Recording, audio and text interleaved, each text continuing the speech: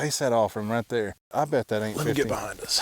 That tree, he's closer than that tree right there. Yeah, he is. That's freaking close. All right, from right here. 1, 2, 3, 4, 5, 6, 7, 8, 9, 10, 11, 12, 13, 14, 15. A lot of guys are scared to death to get out when it looks like that right there. But I promise you, you're gonna kill more out here than you ever will on the couch. That's right. You cannot kill them on the couch.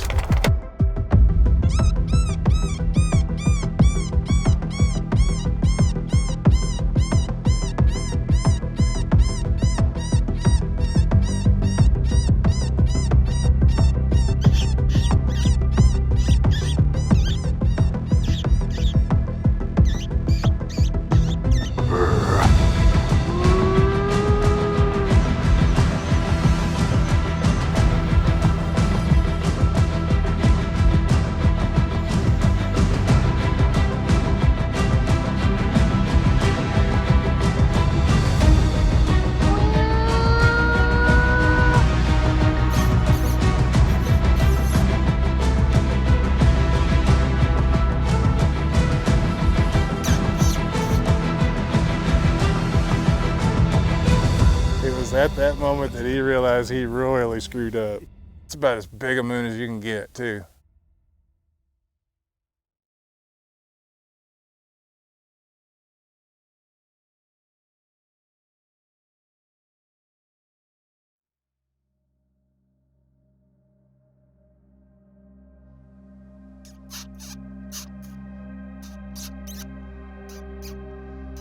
Human nature is a funny thing. Like a light in the distance, it subconsciously guides us to make decisions on its behalf. Whether we accept it or not, it's something we're all born with that'll never go away. Whether we realize it or not, we all make decisions as night hunters, thinking they're our own. But the reality is, no one is beyond the reach of that one thing God gave us the day we were all born, including myself. If you hunt at night long enough, you're eventually going to find yourself out under a full moon, and it's gonna suck. Let's face it, hunting at night with a blasted full moon at times can really suck. We've all thought it at some point, because we've all been there feeling like there ain't no coyote left in the world and looking for something to blame. As humans, when things don't go our way, we always look for something to blame, and in this case, it's gotta be the dang moon. We're all guilty, including myself, of looking up in the sky on a bad night and just knowing where all our troubles come from. But is it really? Is the moon the actual reason you're not seeing anything? I don't think we'll ever know for sure, but it does seem to be the most likely culprit. You know, I was having a conversation with John Collins from Foxborough, and they were up the other day, and we got to talking about the moon, and he said something to me that made all the sense in the world that I've never really thought about. His question was, it's one thing to have a bad night on a full moon, point your finger at the moon and say it's the moon's fault, but what happens when there's no moon and it still sucks? And I completely agreed with them. If you hunt long enough, you're eventually going to have a bad night on a full moon as well as no moon at all. And somehow it's always the moon's fault when it's up. But what do we have to blame when there's no moon in the sky? What are we going to blame when it still sucks, but there's no moon in sight? There has to be a villain in this story.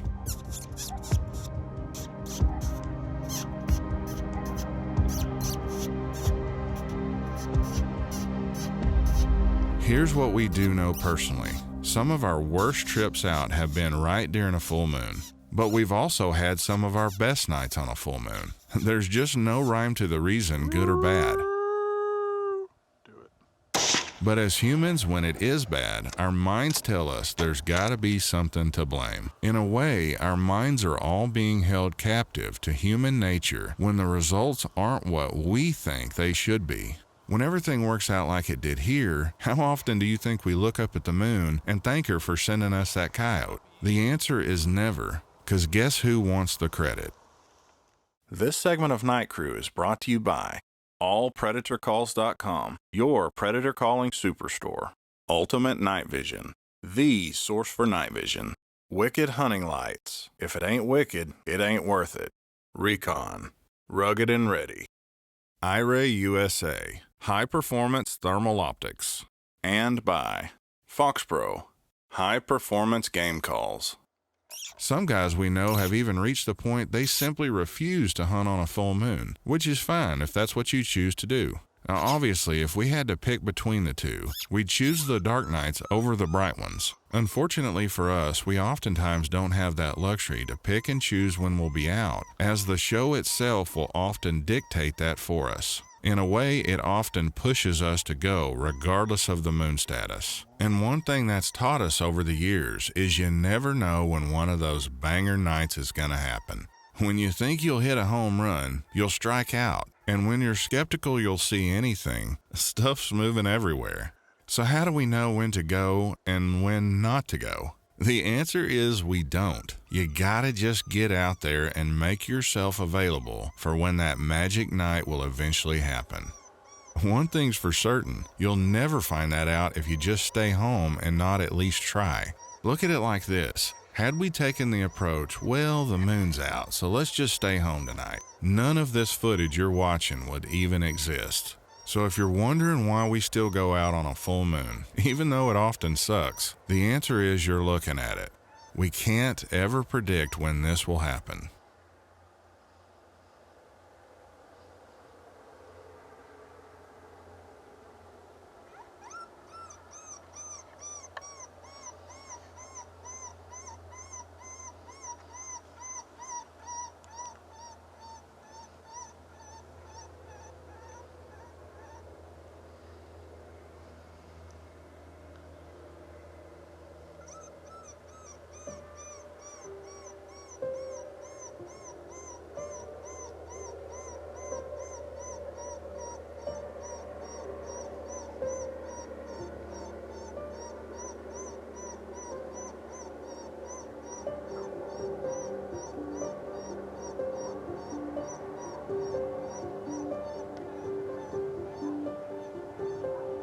We needed this cat to move about 2 more feet, but he just wasn't gonna do it.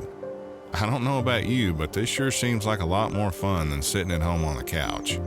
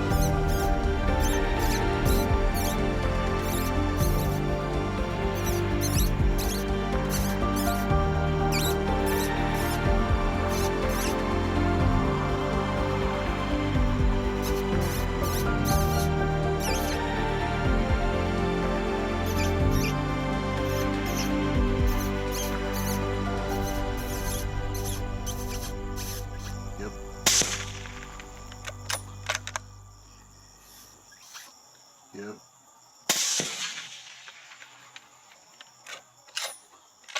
If you're always looking for an excuse not to go, you're probably going to find one. And you'll always, Let me say that again. You'll always kill less than had you just tried.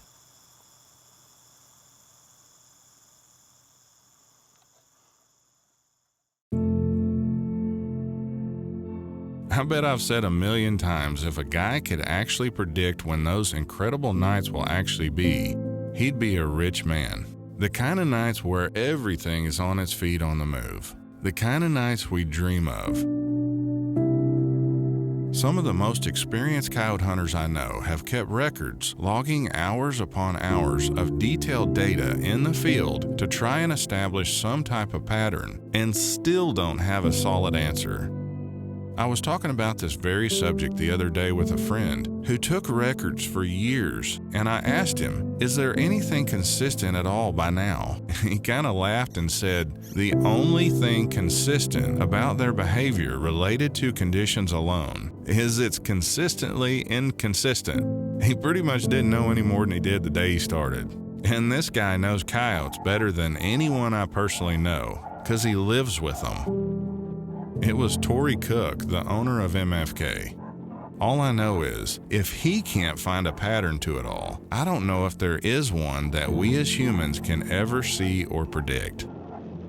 My gut tells me there is for sure one out there. I just don't think that we'll ever be able to see it. Some out there may think they have it figured out, but trust me when I say you don't.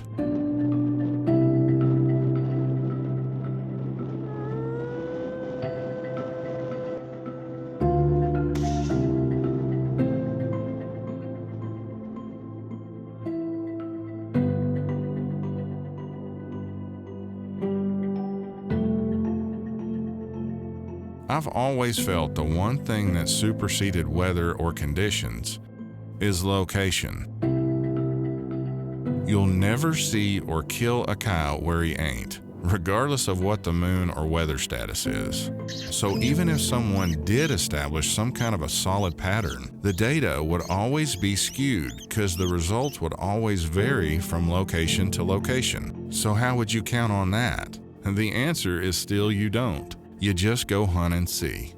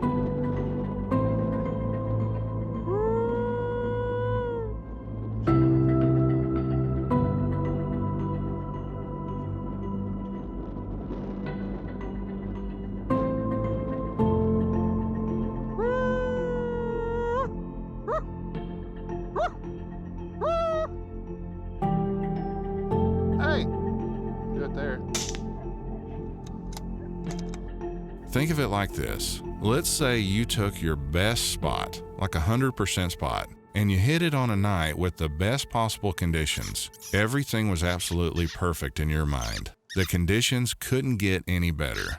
Odds are you're probably going to see him and kill him on that night. Now, let's take that same exact spot and hit it in the worst conditions you can possibly think of. And guess what? You go in there and you still kill. This is your best spot we're talking about here. Same location, two polar opposite conditions, same result. That's why attempting to pattern coyotes based on conditions alone will never be a solid science. There's always going to be much more variables and factors at play. And I haven't even gone into pressure. That's a whole other discussion on another night itself. We had this guy coming pretty good till a car happened to drive by right next to us. And as I'm sure you guessed, he didn't like it.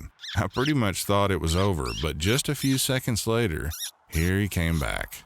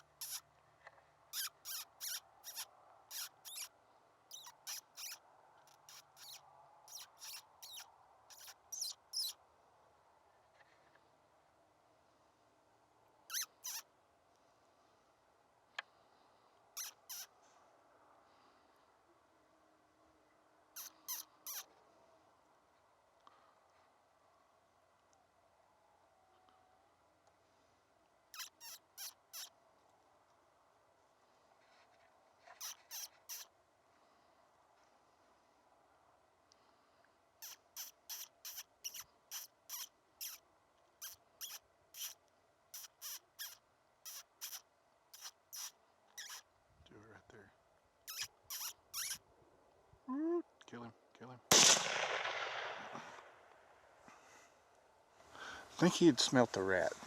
Yeah. Did you see that little move? The car boogered him. Yeah, yeah. Car definitely boogered him. Stupid cars. I was actually surprised we got him back.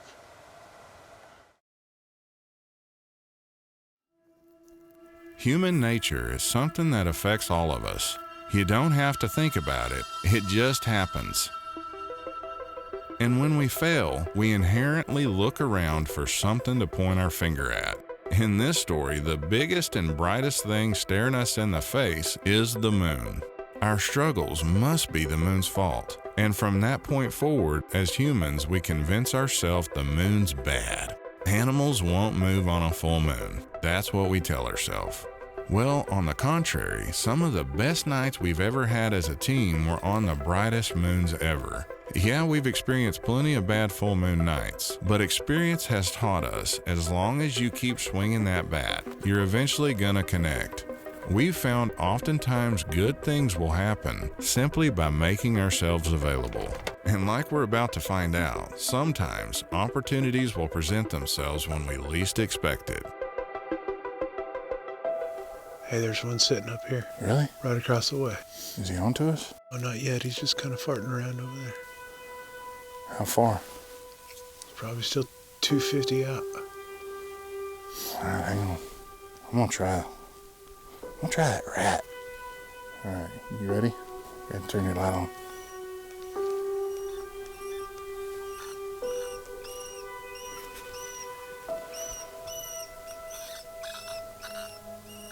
He's coming. We'll take a free one any way we can get it. And we somehow managed to get in on this one undetected. It's so bright out here, we have no clue how he didn't see us.